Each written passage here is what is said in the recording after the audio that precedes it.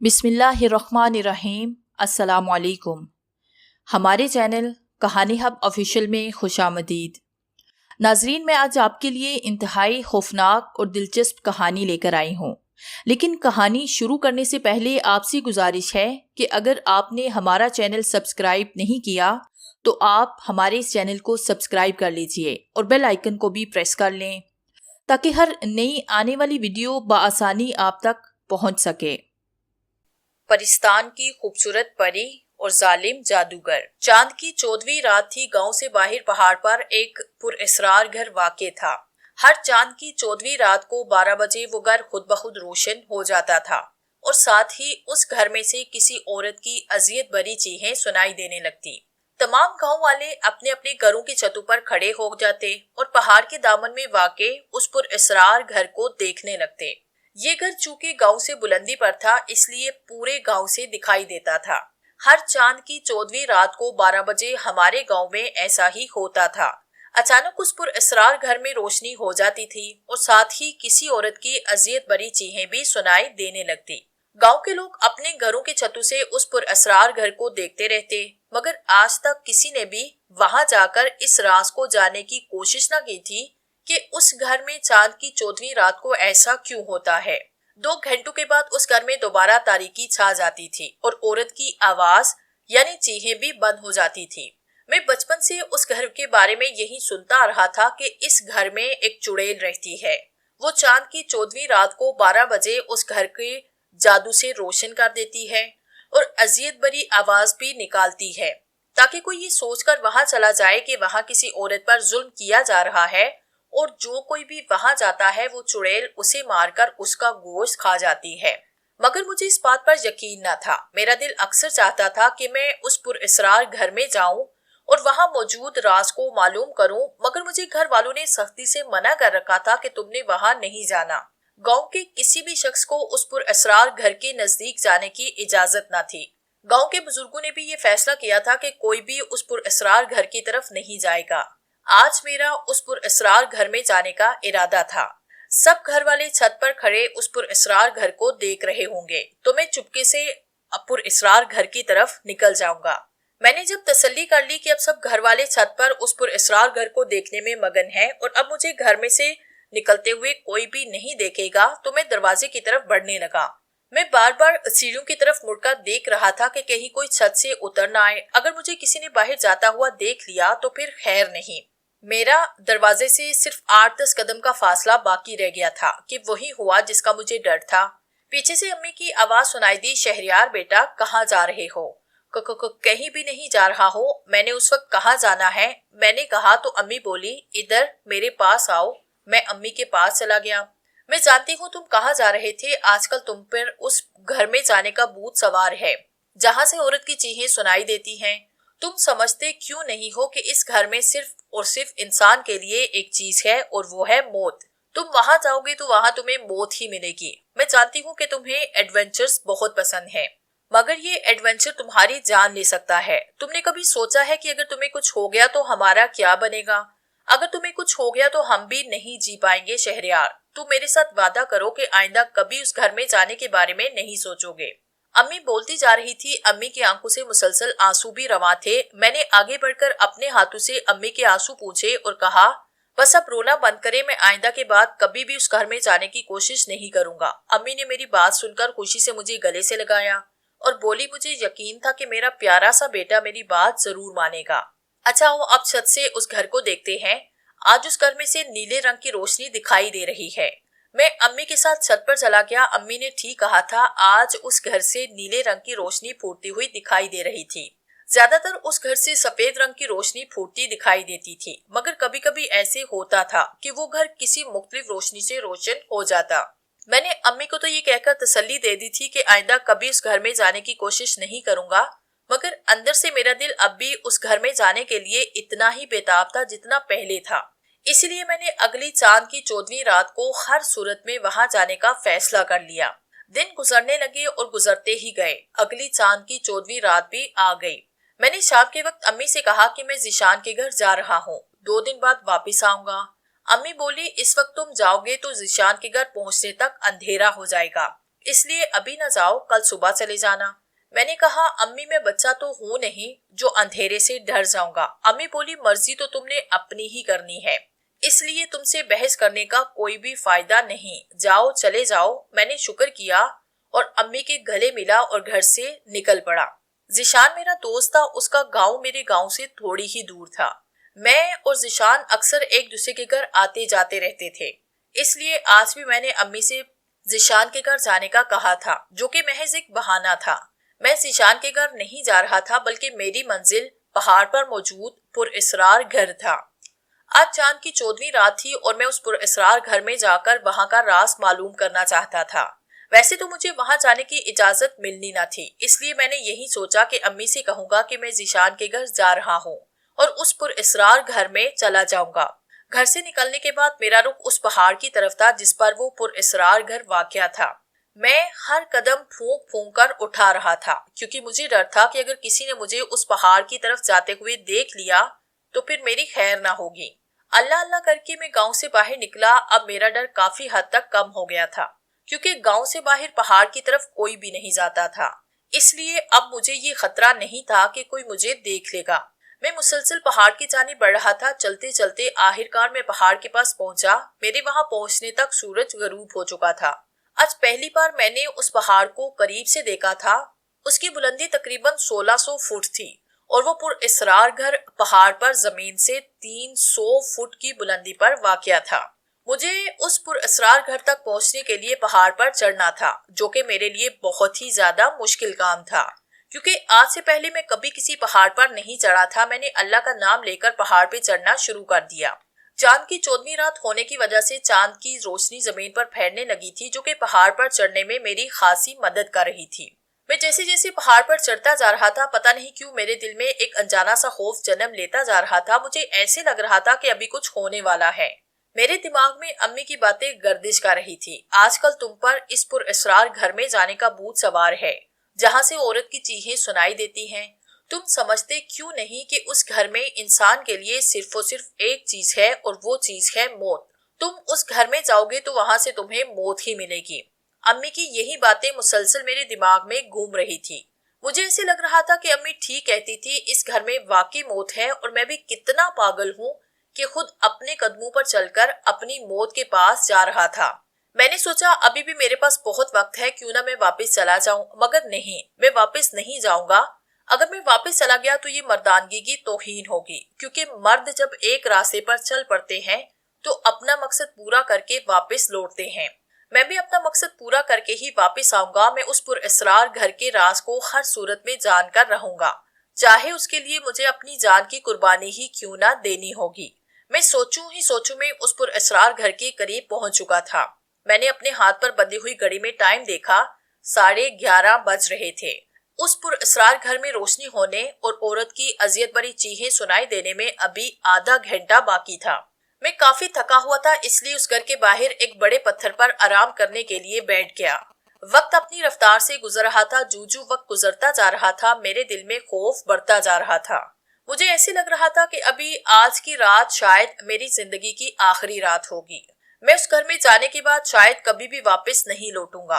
12 बज चुके थे। अचानक ही वो घर सफेद रंग की रोशनी से रोशन हो गया और हमेशा की तरह उसमें से औरत की चीखने की आवाज सुनाई देने लगी। गांव में चीखों की आवाज कम आती थी, जबकि यहाँ आवाज बहुत ज्यादा तेज थी। ऐसे लग रहा था कि उस औरत को बहुत ज्यादा अजियत दी जा रही है। उसकी अजियत भरी चीखें मेरी बर्दाश्त से बाहर होती जा रही थी। इसलिए मैं उठा और उस घर के दरवाजे की तरफ बढ़ने लगा। मैंने दरवाजे के करीब पहुंचा तो मुझे एक शदीद किस्म का झटका लगा। मुझे लगा कि मैं बिजली की केबल से टकराया हूँ। मैं उछलकर कई फुट दूर जा गिरा। मैंने उठने की कोशिश की तो दर्द की वजह से मुझसे उठने की हिम्मत न रही। गिरने की वजह से मेरे पूरे जिस्म पर शदीद चोटें आई थी। मैं काफी कोशिश के बाद उठा और दोबारा दरवाजे के करीब चला गया। मैंने करीब जाकर गौर किया तो एक सुर्ख रंग का हिसार था जो पूरे घर के गिर्द खींचा हुआ था। मैं सोचने लगा कि अब क्या करूं। जब तक ये हिसार नहीं टूटता तब तक मैं अंदर नहीं जा सकता। मैं इस हिसार को कैसे तोड़ूं? अचानक मेरे दिमाग में एक आइडिया आया कि मैं आयतुल कुर्सी पढ़कर इस हिसार पर फूंक मारता हो सकता है कि ये हिसार टूट जाए। मैंने ऐसे ही किया। आयतुल कुर्सी पढ़कर उस हिसार पर फूंक मारी तो नतीजा मेरी सोच के मुताबिक निकला, यानी कि वो हिसार टूट गया। क्योंकि वो हिसार शैतानी ताकत से बनाया गया था और शैतानी ताकत को सिर्फ हक की ताकत से खत्म किया जा सकता है। कुरान हक है, इसका एक एक लफ्ज सच्चा है। इसलिए मैंने आयतुल कुर्सी पढ़कर उस हिसार पर फूंक मारी तो मेरी तवक्को के मुताबिक वो हिसार खत्म हो गया। मैंने अल्लाह का शुक्र अदा किया और दरवाजा खोलकर सहन में दाखिल हो गया। सहन काफी बड़ा था। मैं चलते चलते हॉल के दरवाजे के करीब पहुंचा। मैं जूं आगे बढ़ रहा था, उस औरत की चीखों की आवाज तेज होती जा रही थी। मेरे दिल में खौफ और बेचैनी बढ़ती जा रही थी। मैंने हॉल के दरवाजे को हाथ लगाया तो वो खुद ब खुद खल गया, जिससे मैं और ज्यादा खौफजदा हो गया। मैंने एक नजर हाथ पर बंधी हुई घड़ी पर नजर डाली तो वो 12:30 बजा रही थी। अभी इस औरत की चीखें खत्म होने में 1.5 घंटा बाकी था। न जाने क्यों मेरे दिल में खौफ बढ़ता जा रहा था। मेरे अंदर से कोई चिल्ला चिल्ला कर कह रहा था कि शहरयार, अब भी वक्त है तेरे पास, वापस लौट जा, नहीं तो तू बहुत बड़ी मौत मारा जाएगा। मैंने अपने अंदर हिम्मत पैदा की और अल्लाह का नाम लेकर अंदर दाखिल हुआ। अभी मैंने एक ही कदम अंदर रखा था, मेरी नजर सामने पड़ी। सामने का मंजर देखकर मैं हैरान भी हुआ और मजीद खौफजदा भी हो गया। सामने एक बहुत ही हसीन दोशीजा थी जो रस्सियों से और जंजीरों से जकड़ी हुई थी और उसके गिर्द एक दायरे की सूरत में आग जल रही थी। उस आग की तपश दोशीजा को अजियत दे रही थी। अजियत की वजह से उस दोशीजा की चीख निकल रही थी। वो लड़की इतनी हसीन थी कि हर चंद लम्हों के लिए मैं उसके हुस्न में खोकर उसकी अजियत को भूल ही गया था। मगर जल्द ही मुझे उसकी अजियत का एहसास हो गया और मैं होश की दुनिया में वापस आ गया। वो बहुत ज्यादा तकलीफ में थी। उसकी अजियत भरी चीखें मेरी बर्दाश्त से बाहर होने लगी। मैं भागकर उस हसीना के पास गया। मैंने आयतुल कुर्सी पढ़कर उस दोशीजा के गिर्द जलती हुई आग पे फूंक मारी तो वो आग बुझ गई और वो दोशीजा पुरसुकून हो गई। उसने अपनी आंखें बंद कर ली। ऐसे लग रहा था कि उसे सदियों बाद सुकून नसीब हुआ है। मैं एक बार फिर उसके हुस्न में खो गया। वो इतनी ज्यादा हसीन थी कि मैं उसके हुस्न बयान नहीं कर सकता। मेरे पास उसका हुस्न बयान करने के लिए अल्फाज नहीं है। उसने चंद लम्हों के बाद अपनी आंखें खोलकर मेरी तरफ देखा और बोली, मेरा मोहसन, तुम्हारा बहुत बहुत शुक्रिया। तुमने मुझे इस अजियत से निजात दिलाई है जिसे मैं बरसों से झेलती आ रही थी। तुमने मुझ पर यह बहुत बड़ा एहसान किया। इस एहसान के बदले में दुनिया की हर चीज लाकर तुम्हारे कदमों में रख सकती हूँ। मांगो, तुम्हें क्या चाहिए। मैं बोला, मैं इस घर में ये मालूम करने आया था कि ये घर हर चांद की 14वीं रात को खुद ब खुद रोशन क्यों हो जाता है और इसमें से औरत की चीखें क्यों सुनाई देती हैं। आप मुझे ये राज भी बता दे, यही मेरे एहसान का बदला होगा। उस दोशीजा ने एक सर्द आंख भरी और बोली, ये एक बहुत लंबी दास्तान है। मैं तुम्हारी तरह इंसान नहीं हूँ बल्कि परिस्तान की परी हूँ। मेरी माँ को इंसानी दुनिया बहुत पसंद थी। उसे इंसानी दुनिया की हर चीज बड़ी अच्छी लगती थी। खास तौर पर इंसान उसे बहुत पसंद थे। वो अक्सर इंसानी दुनिया में मुझे लाने लगी। माँ और मैं हफ्ते में 1-2 दफा जरूर इंसानी दुनिया में आती थी। वक्त गुजरता गया और मैं जवान हो गई। मैं परिस्तान की सबसे हसीन पड़ी थी। पूरे परिस्तान की जिन्नात मेरे हुस्न पर मरते थे, मगर मुझे जिन्नात अच्छे नहीं लगते थे। मुझे भी माँ की तरह इंसान पसंद थे। जवान होने के बाद मैं हर रोज अपनी सहेलियों के साथ इंसानी दुनिया में जाती। हमारा परिस्तान ज्यादा खूबसूरत था, मगर न जाने क्यों मुझे इंसान ज्यादा खूबसूरत लगते थे। मैं और मेरी सहेलियां इंसानी दुनिया में जाकर चश्मों और झीलों में नहाती, बागात और जंगलों की सैर करती और सरसब्ज पहाड़ों पर जाकर गाने गाती। एक दिन मैं अपनी सहेलियों के साथ एक जंगल में उतरी। वो जंगल बहुत ही खूबसूरत था। हम उस जंगल की सैर करने लगी। सैर करते करते मेरी नजर एक लड़के पर पड़ी। वो लड़का कोई चिल्ला करने में मसरूफ था। वो लड़का बहुत ही ज्यादा खूबसूरत था। पहली ही नजर में वो लड़का मेरे दिल में उतर गया। मैंने अपने इल्म की ताकत से उस लड़के के बारे में जाना तो मुझे पता चला कि वो लड़का कोई आम नहीं बल्कि वो अपने अंदर बेपनाह ताकत रखता था। वो बहुत बड़ा जादूगर था। ये जानकर मैं और भी ज्यादा खुश हो गई कि वो मेरे से ज्यादा ताकतवर है। न जाने कितनी ही देर खड़ी उस लड़के को देखती रही।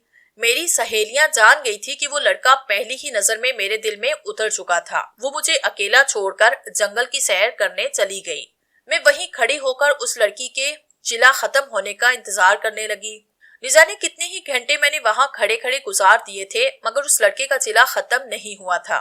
मेरी सहेलियां वापस आ चुकी थी। शाम के साथ ढलते जा रहे थे। हम वापस परिस्तान चली गई।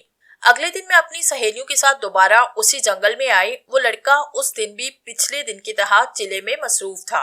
मेरी सहेलियां जंगल की सैर करने चली गई और मैं वहीं उस लड़के के पास बैठ गई। मेरी नजरें मुसलसल उस लड़के के हसीन चेहरे पर मरकूज थी।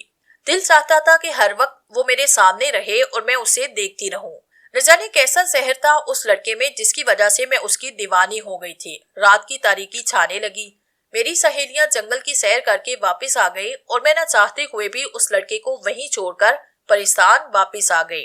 अब घर में मेरा दिल नहीं लग रहा था। बार बार उस लड़के का चेहरा मेरी नजरों के सामने आता था। मैं बेताब थी कि किसी तरह रात गुजरे और सुबह होते ही मैं उस लड़की के पास पहुंच जाऊं। मगर अब वक्त था कि गुजरने का नाम नहीं ले रहा था। एक एक लम्हा एक एक सदी के बराबर महसूस हो रहा था। वो रात मैंने बड़ी मुश्किल से गुजारी। सुबह होते ही मैं अकेली उस जंगल में आ गई। आज मेरी सहेलियां मेरे साथ न थी। मैं उस जगह गई जहां वो लड़का चिल्ला कर रहा था। मगर मैं ये देखकर परेशान हो गई कि आज वो लड़का वहां नहीं था। मैंने उसे पूरे जंगल में तलाश किया मगर वो मुझे कहीं न मिला। मैंने अपने इल्म के जरिए पता चलाया कि वो इस जंगल में से थोड़ी दूर एक पहाड़ के गार में बैठा हुआ है। मैं उड़ी और उस गार में पहुंच गई। वो वही गार में बैठा था। मुझे देखकर वो हैरान हुआ। उसके करीब चली गई। वो बोला, कौन हो तुम और यहाँ क्यों आई हो? मैंने उसे कहा कि मैं तुम्हारी दीवानी हूँ, मैं तुमसे मोहब्बत करती हूँ। 2 दिन पहले मैंने तुम्हें जंगल में चिल्ला करते देखा था। पहले ही नजर में मुझे तुमसे प्यार हो गया था। मैं रोज तुम्हारे पास आती और कई घंटे तुम्हारे पास बैठने के बाद वापस चली जाती।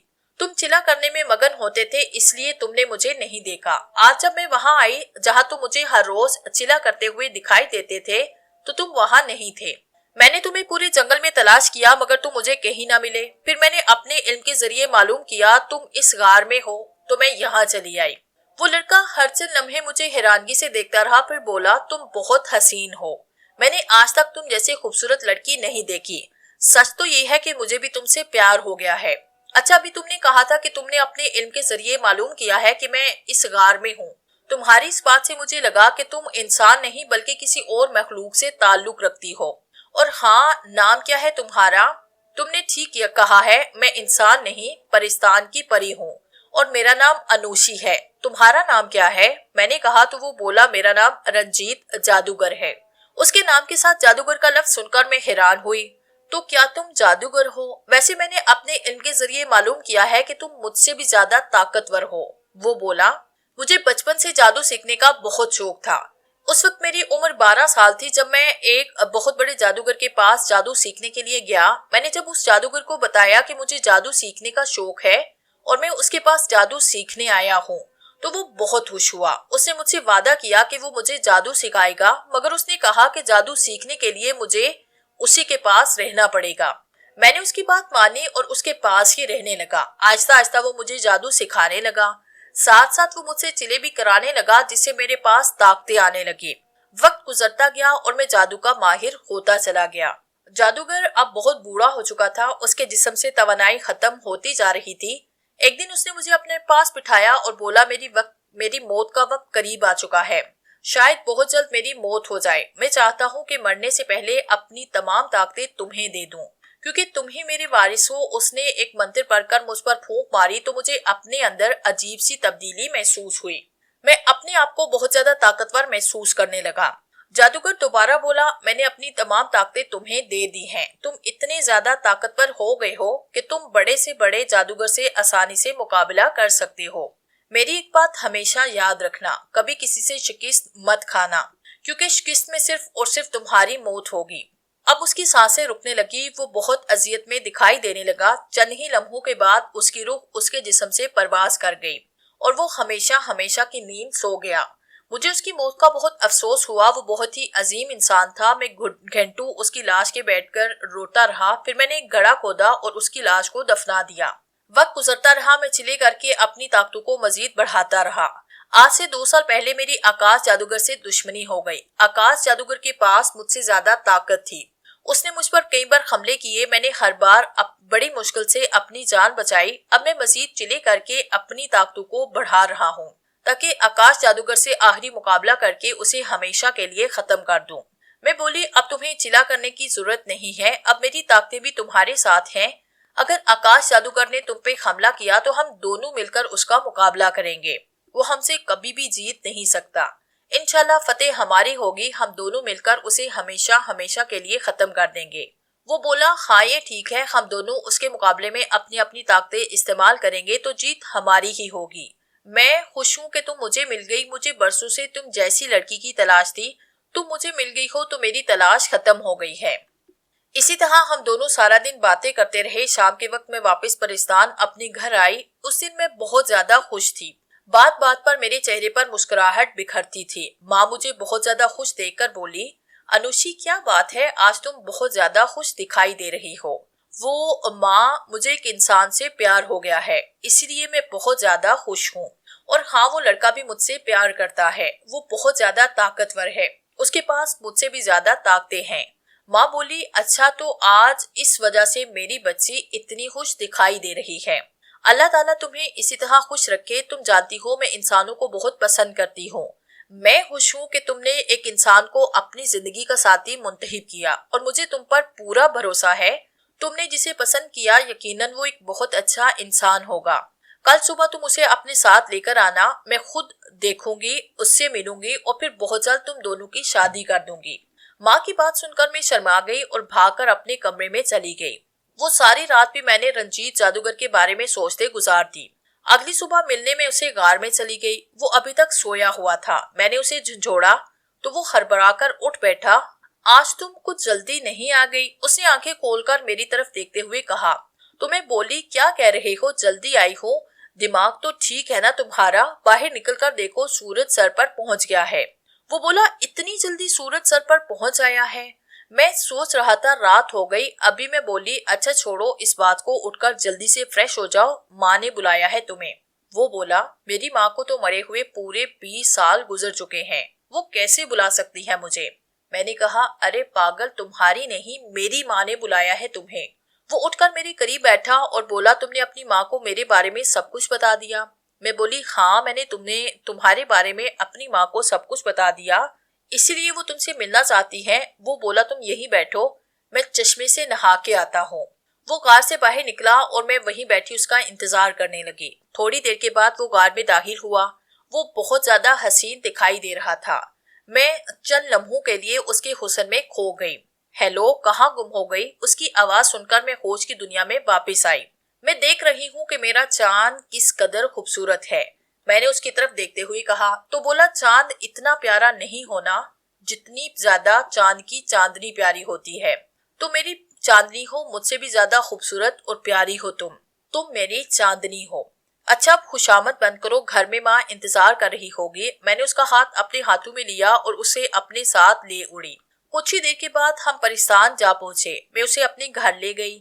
माँ उसे देखते ही बोली, माशाल्लाह माशाल्लाह, मेरा दामाद तो बहुत खूबसूरत है। आओ बेटा, अल्लाह तुम्हें नजरे बद से बचाए, तुम्हारी और अनुषी की जोड़ी बहुत अच्छी लगेगी। अनुषी मुझे बता रही थी कि तुम्हारे पास बहुत सी ताकतें हैं, तुमने वो ताकतें कैसे हासिल की? रंजीत जादूगर बोला, मुझे बचपन से जादू हासिल करने का बहुत शौक था। मैं एक बहुत बड़े जादूगर के पास जादू सीखने गया। उसने मुझे जादू सिखाया और फिर जब वो मरने लगा तो उसने अपनी तमाम ताकतें मेरे हवाले कर दी और मैं बहुत बड़ा जादूगर बन गया। माँ बोली, रंजीत बेटा, मैं चाहती हूँ कि जल्द अज जल्द तुम्हारी अनुषी की शादी हो जाए। अनुषी परिस्तान की सबसे हसीन पड़ी है। पूरे जिन्नात अनुषी से शादी करना चाहते हैं। अगर जिन्नात को पता चल गया कि अनुषी एक इंसान को यानी तुम्हें पसंद करती है और तुम दोनों शादी करना चाहते हो तो वो तुम दोनों को मार देंगे। तुम दोनों के लिए बेहतर यही होगा कि जल्द से जल्द शादी करके यहाँ से बहुत दूर चले जाओ, तुम जहाँ दोनों को कोई भी ढूंढ ना सके। रंजीत जादूगर बोला, आंटी मैं अभी शादी नहीं कर सकता, पहले मैं आकाश जादूगर को खत्म करूंगा, फिर उसके बाद मैं अनुषी से शादी करूंगा। मेरी वालदा बोली, रंजीत बेटा, मैं एक बार फिर यही कहूंगी कि जितनी जल्दी हो सके तुम दोनों शादी कर लो। ये ना हो कि पूरे परिस्तान के जिन्नात तुम्हारे दुश्मन बन जाए। अनुषी तुम रंजीत के साथ जाओ और इसे परिस्तान की सैर कराओ। ठीक है अम्मी, मैं इन्हें पूरे परिस्तान की सैर कराती हूँ। मैं और रंजीत घर से निकले और परिस्तान की सैर करने लगे। रंजीत को परिस्तान बहुत पसंद आया। मैंने उसको पूरे परिस्तान की सैर कराई और रात के वक्त उसे वापस उसके गार में छोड़ आई।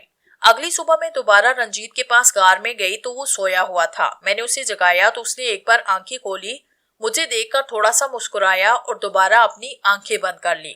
रंजीत, अभी तक तुम्हारी नींद पूरी नहीं हुई क्या? मैंने उसके बालों में अपने हाथों से कंघी करते हुए बड़े प्यार से कहा तो वो बोला, जब से तुम मिली हो मेरी नींदें तो उड़ गई हैं। बस हर पल मेरी आंखों के सामने तुम्हारा ही चेहरा रहता है। हकीकत में तुम मुझसे दूर होती हो तो तस्वुरात में तुम मेरे बिल्कुल करीब होती हो। मैं बोली, अच्छा छोड़ो इन बातों को और जल्दी से नहा के आ जाओ। आज हम बहुत दूर कहीं सैर को चलेंगे। अच्छा तुम यहीं बैठो, मैं 2 मिनट में नहाकर वापिस आता हूँ, उसने कहा और गार से निकल गया। चंद मिनटों के बाद वो वापस आया तो उसके हाथों में जंगली फल थे। हम दोनों ने नाश्ता किया और सैर को निकल पड़े। हम उड़ते उड़ते काफी दूर निकल गए। रंजीत जादूगर अचानक नीचे देखते हुए खौफ से बोला, अनुषी हम बहुत गलत जगह आ गए हैं। ये इलाका आकाश जादूगर का है। अगर आकाश जादूगर को मालूम हो गया कि हम यहाँ हैं तो वो हमें जिंदा नहीं छोड़ेगा, क्योंकि घर में ताबली भी शेर होती है और वो तो फिर एक बहुत बड़ा जादूगर है जिसके पास बहुत ज्यादा ताकतें हैं। इससे पहले कि आकाश जादूगर को हमारे बारे में मालूम हो जाए हमें यहाँ से निकलना चाहिए। नहीं रंजीत, हम वापस नहीं जाएंगे, इससे अच्छा मौका नहीं। और हमें कहाँ मिलेगा कि हम आज यहीं आकाश जादूगर से मुकाबला करके उसे अपने इलाके में आने पर मजबूर करेंगे, और जब वो हमारे इलाके में आएगा तो हम उसे आसानी से शिकस्त देंगे। चलो अभी वापस चलते हैं। मैं बोली, नहीं रंजीत, मैं आकाश जादूगर से मुकाबला करूंगी, चाहे उसके लिए मुझे अपनी जान ही क्यों ना कुर्बान करनी पड़े। तुम हिम्मत मत हारो, इंशाल्लाह जीत हमारी ही होगी। आओ आकाश जादूगर को तलाश करके उसे मुकाबले के लिए ललकारते हैं। वो यूं हमें अचानक अपने सामने देखकर खौफजदा हो जाएगा। रंजीत जादूगर कुछ सोचकर बोला, तुम्हारी यही जिद है कि हम अपने आप को खतरे में डालकर आकाश जादूगर को तलाश करें। हम आकाश जादूगर को तलाश करने लगे। अचानक हमारे सामने एक बहुत ही भयानक शक्ल वाला भूत नमूदार हुआ। वो इस कदर खौफनाक था कि उसे देखते ही मेरे जिस्म में कपकपी तारी हो गई। उसके गंजे सर पर 2 बड़े बड़े सींग थे, आंखों से आग निकल रही थी, होंठ गायब थे और मुंह से कई बड़े बड़े दांत बाहर को निकले हुए थे। वो गिरफ्तार आवाज में बोला, कौन हो तुम और यहाँ आकाश जादूगर के इलाके में क्या कर रहे हो? शायद तुम चाहते नहीं हो कि जो भी यहाँ आकाश के इलाके में आता है वो यहाँ से जिंदा वापस नहीं लौट कर जाता, बल्कि आकाश जादूगर उसे आदमखोर चुड़ैलों के हवाले कर देता है जो कि उसे खा जाती है। अब तुम दोनों का हशर भी यही होगा। आओ आकाश जादूगर बुला रहा है तुम दोनों को, उस भूत ने कहा और एक तरफ चलने लगा। हम दोनों भी उसके पीछे चलने लगे। मेरा जिस्म मुसलसल कांप रहा था। मुझे कांपते हुए देखकर रंजीत जादूगर आहिस्ता से मेरे करीब आया और बोला, तुम अभी से हिम्मत हार गई हो। अभी तो हमें अपने बचाव के लिए आकाश जादूगर से मुकाबला भी करना है। तुम हौसला रखो, जब तक मैं जिंदा हूँ तुम्हें कुछ नहीं होगा। चलते चलते हम एक बहुत बड़े महल के करीब पहुंचे। उस महल के दरवाजे पर 2 और खौफनाक शक्लों वाले भूत खड़े थे। जो भूत हमें लेकर आया था उसने उन दोनों को दरवाजा खोलने का इशारा किया। उन दोनों ने दरवाजा खोला और हम उस भूत के साथ महल में दाखिल हो गए। महल बहुत खूबसूरत था। हॉल में एक बहुत बड़े तख्त पर एक काले रंग का इंसान बैठा था। वो रंजीत जादूगर को देखकर हैरान होते हुए बोला, रंजीत जादूगर, तुम और यहाँ? लगता है आज तुम्हारी मौत तुम्हें मेरे इलाके में खींच कर लाई है। अब तुम यहाँ से जिंदा बचकर नहीं जा सकते। रंजीत जादूगर बोला, नहीं आकाश जादूगर, मैं यहाँ मरने के लिए नहीं बल्कि तुम्हें मारने के लिए आया हूँ।